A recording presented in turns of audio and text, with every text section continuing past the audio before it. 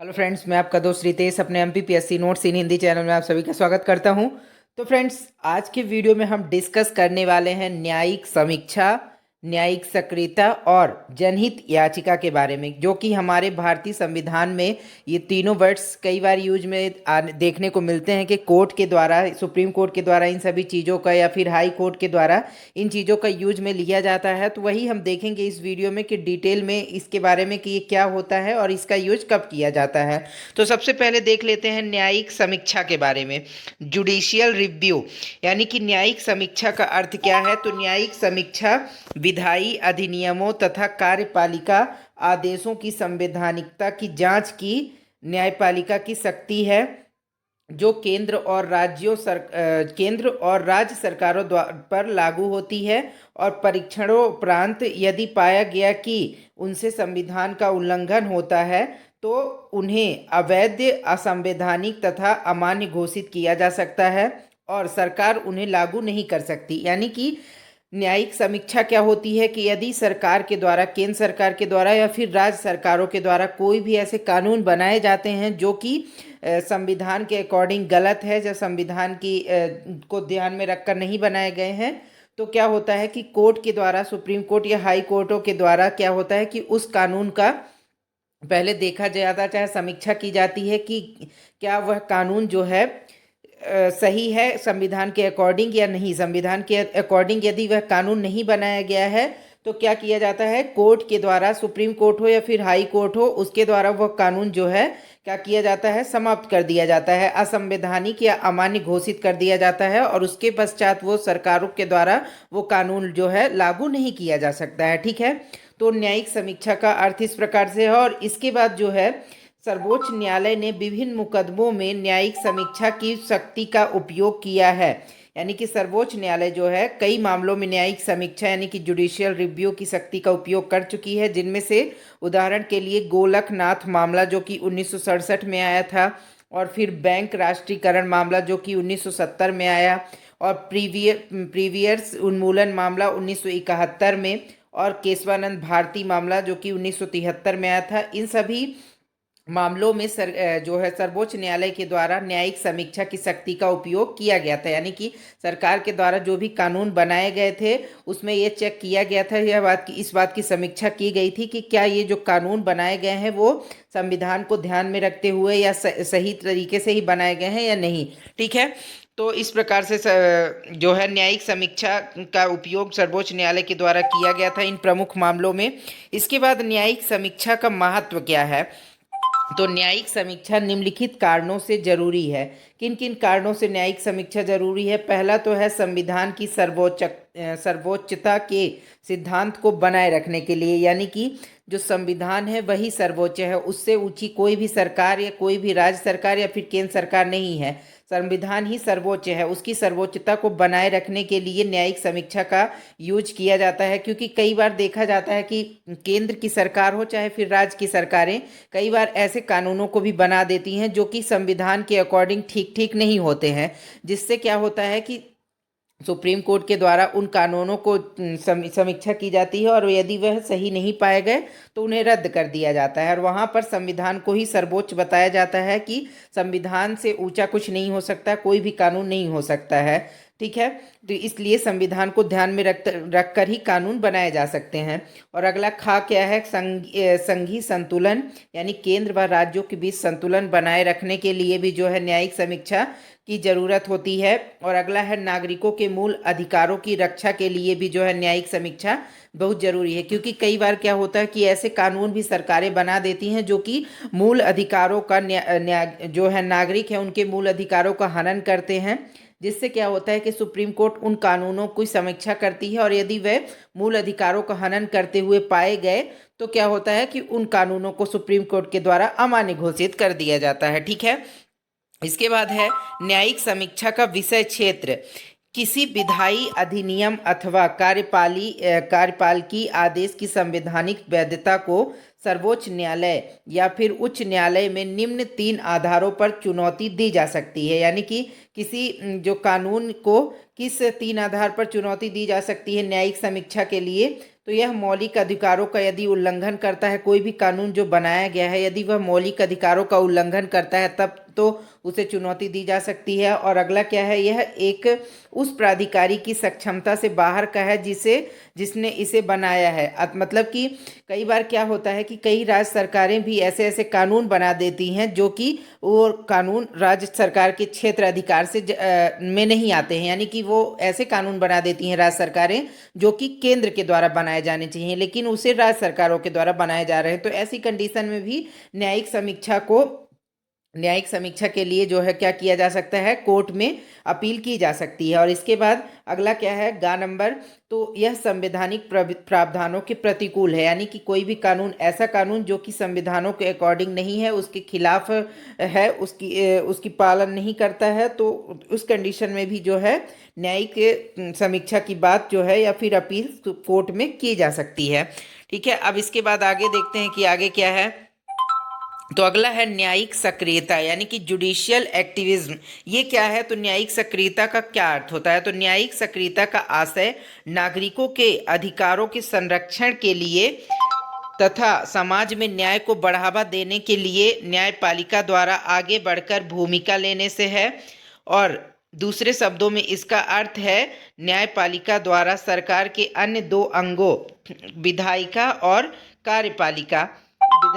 कार्यपालिका को अपने संवैधानिक दायित्वों के पालन के लिए बाध्य करना। यानी कि न्यायिक सक्रियता से आशय क्या है, नागरिकों के अधिकारों के संरक्षण के लिए, यानी कि जो भी नागरिकों को, भारत के नागरिकों को मूल अधिकार प्राप्त है, समाज में न्याय को बढ़ावा देने के लिए ताकि लोगों को न्याय मिल सके, और न्यायपालिका द्वारा आगे बढ़कर भूमिका लेने से, यानी कि न्यायपालिका कई बार क्या करती है, जब सरकारों के द्वारा कई बार नागरिकों के अधिकारों का संरक्षण नहीं किया जाता है या फिर समाज में न्याय को बढ़ावा देने की बात नहीं की जाती, तो क्या होता है कि न्यायपालिका के द्वारा कई बार आगे बढ़ करके ये कोशिश की जाती है कि न्यायिक सक्रियता यानी कि एक्टिव हो जाती है, जो है कोर्ट्स जो होती हैं, जैसे मान लीजिए सुप्रीम कोर्ट है या फिर हाई कोर्ट वगैरह, तो वो सरकारों को कई बार ऐसा बताती हैं कि आपको नागरिकों के मूल अधिकारों को संरक्षण के लिए प्राथमिकता देनी चाहिए और न्याय को बढ़ावा देना चाहिए समाज में, ताकि जो है एक अच्छे समाज का निर्माण हो सके। तो इसमें क्या होता है कि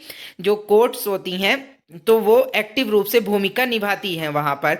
दूसरे शब्दों में इसका अर्थ है कि न्यायपालिका द्वारा सरकार के अन्य दो अंगों विधायिका एवं कार्यपालिका को अपने संवैधानिक दायित्वों के पालन के लिए बाध्य करना। यानी कि न्यायपालिका कई बार क्या करती है कि जो विधायिका या फिर कार्यपालिका होती है, सरकार होती हैं जो, तो उन्हें क्या करती है, उसके संवैधानिक जो दायित्व हैं सरकारों के, उनको पालन करने के लिए बाध्य करती है। कौन, तो जो है न्यायपालिका। ठीक है, कई बार मतलब समझाती है सरकारों को, यह बताती है कि आपका जो उद्देश्य है संवैधानिक तौर पर, वो आप उसे पूरी तरह से निभाएं। ठीक है, इसके बाद न्यायिक सक्रियता को निम्न प्रकार से परिभाषित किया जा सकता है। कौन कौन से प्रकार से, दो प्रकार हैं उसके।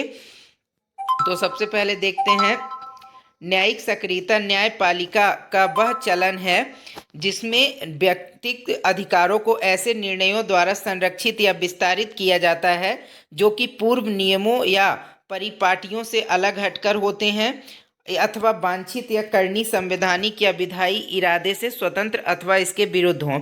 यानी कि न्यायिक सक्रियता न्यायपालिका का वह चलन है जिसमें व्यक्तिगत अधिकारों को ऐसे निर्णयों द्वारा संरक्षित या विस्तारित किया जाता है, यानी कि व्यक्ति के जो अधिकार हैं उनको ऐसे निर्णयों के द्वारा संरक्षण प्रदान किया जाता है न्यायिक सक्रियता के अंतर्गत, जो कि पूर्व नियमों या परिपाटियों से अलग हटकर होते हैं अथवा वांछित या करनी संवैधानिक या विधायी इरादों से स्वतंत्र अथवा उसके विरुद्ध। यानी कि कई बार ऐसे जो है निर्णय दिए जाते हैं सुप्रीम कोर्ट के द्वारा जो कि एक मिसाल पैदा कर समाज के लिए एक मिसाल होते हैं और सरकारों के लिए भी एक जो है समझ विकसित करते हैं कि वो किस प्रकार से जो है नागरिकों के अधिकारों की रक्षा करे और संविधान के अकॉर्डिंग ही सरकार को या फिर देश को, समाज को चलाने की जो है प्रक्रिया में आगे बढ़े। ठीक है, इसके बाद अगला है न्यायिक सक्रियता न्यायिक निर्णय प्रक्रिया का एक दर्शन है जिसमें न्यायाधीश सार्वजनिक नीति के बारे में अन्य कारकों के अतिरिक्त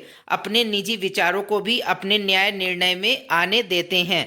यानी कि न्याय निर्णय में क्या करती हैं, जो है अदालतें जिस न्यायाधीश सार्वजनिक नीति के बारे में अन्य कारकों की तरह अपने नीति विचारों में, यानी कि जब भी कई बार ऐसे फैसले दिए जाते हैं न्यायपालिका के द्वारा जो कि एक एक बहुत ही अच्छी समाज में मिसाल पैदा कर सके, तो ऐसे निर्णयों को जो है न्यायपालिका के द्वारा दिया जाता है। ठीक है, इसके बाद अब हम देखते हैं कि आगे क्या है।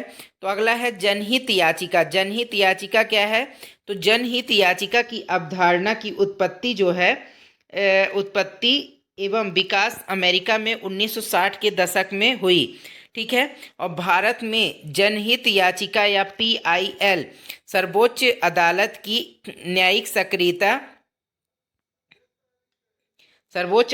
न्यायिक सक्रियता का एक उत्पाद है। इसकी शुरुआत 1980 के दशक में मध्य में हुई और न्यायमूर्ति VR कृष्ण अय्यर तथा न्यायमूर्ति PN भगवती PIL की अवधारणा के प्रवर्तक रहे। यानी कि जो जनहित याचिका की अवधारणा है, इसकी उत्पत्ति सबसे पहले कहाँ हुई? तो अमेरिका में हुई 1960 के दशक में।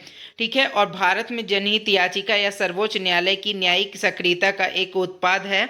अर्थात भारत में जो इसकी शुरुआत कब हुई थी? 1980 के दशक में, और VR कृष्ण अय्यर न्यायमूर्ति जी यानी कि जज और PN भगवती जो हैं, ये PIL जो है पब्लिक इंटरेस्ट लिटिगेशन के अवधारणा के प्रवर्तक रहे थे। इनके समय पर ही ये चीज़ें आई थी। ठीक है, और PIL को सामाजिक क्रिया याचिका या फिर सामाजिक हित याचिका या फिर वर्गीय क्रिया याचिका के रूप में भी जाना जाता है। ठीक है, इसके बाद जो है PIL का अर्थ क्या है, एक्चुअल अर्थ क्या है PIL का? तो PIL यानी जनहित याचिका के अंतर्गत कोई भी जन भावना वाला व्यक्ति या सामाजिक संगठन किसी भी व्यक्ति या व्यक्तियों के समूहों के अधिकार दिलाने के लिए न्यायालय जा सकता है, अगर ये व्यक्ति समूह निर्धनता, अज्ञानता अथवा अपनी सामाजिक आर्थिक रूप से प्रतिकूल दशाओं के कारण न्यायालय उपचार के लिए नहीं जा सकते, और इस प्रकार PIL में एक व्यक्ति अपनी पर्याप्त रुचि के बच पर ही अन्य व्यक्तियों के अधिकार दिलाने अथवा एक आम शिकायत दूर करने के लिए न्यायालय जा सकता है। यानी कि PIL में क्या होता है कि कोई भी व्यक्ति या फिर संस्था किसी अपने अधिकारों के अतिरिक्त किसी दूसरे व्यक्ति के अधिकार या फिर समाज से रिलेटेड किसी अन्य व्यक्ति के जो कि सक्षम नहीं है न्याय पाने में, या फिर निर्धन है, न्याय पाने के लिए उसके पास समझ नहीं है, तो कोई अन्य व्यक्ति जो है या फिर संस्था उस व्यक्ति के लिए या फिर अपने अधिकारों के लिए PIL दाखिल कर सकती है अदालतों में। यानी कि पब्लिक इंटरेस्ट लिटिगेशन के तहत जो है जनहित याचिका लगा सकती है कि फलाना व्यक्ति जो है ये कार्य नहीं कर पाएगा यहाँ पर आकर के न्यायालय में, तो उसके लिए जो है जनहित याचिका लगाई जा रही है, जिसके लिए कोर्ट क्या करे? सुनवाई करे उस व्यक्ति के लिए। कई बार आपने देखा होगा कि टीवी में बताया जाता है कि सुप्रीम कोर्ट में इस मुद्दे पर या किसी कानून से रिलेटेड या फिर किसी व्यक्ति से रिलेटेड जो है जनहित याचिका लगाई जाती है, जिसमें सुप्रीम कोर्ट के द्वारा सुनवाई की जाती है। ठीक है, तो इसमें कोई भी व्यक्ति आम शिकायत दूर करने के लिए न्यायालय में जा सकता है PIL के तहत। ठीक है, और सर्वोच्च न्यायालय ने PIL को इस प्रकार परिभाषित किया है। कैसे परिभाषित किया है? तो एक विधि न्यायालय में सार्वजनिक हित अथवा सामान्य हित जिसमें जनता या किसी समुदाय के वर्ग का आर्थिक हित है अथवा ऐसा कोई हित जुड़ा है जिसके कारण उनके कानूनी अधिकार अथवा दायित्व प्रभावित हो रहे हो के मामले में कानूनी कार्यवाही शुरू करना। यानी कि सर्वोच्च न्यायालय ने क्या परिभाषा दी है इसके तहत?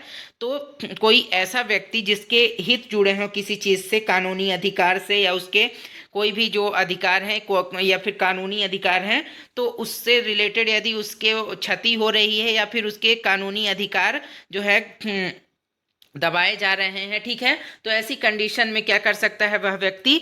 कानूनी कार्यवाही करने के लिए जो है अदालत में जनहित याचिका लगा सकता है। ठीक है, इसके बाद PIL जो है कानून के शासन के लिए बिल्कुल जरूरी है।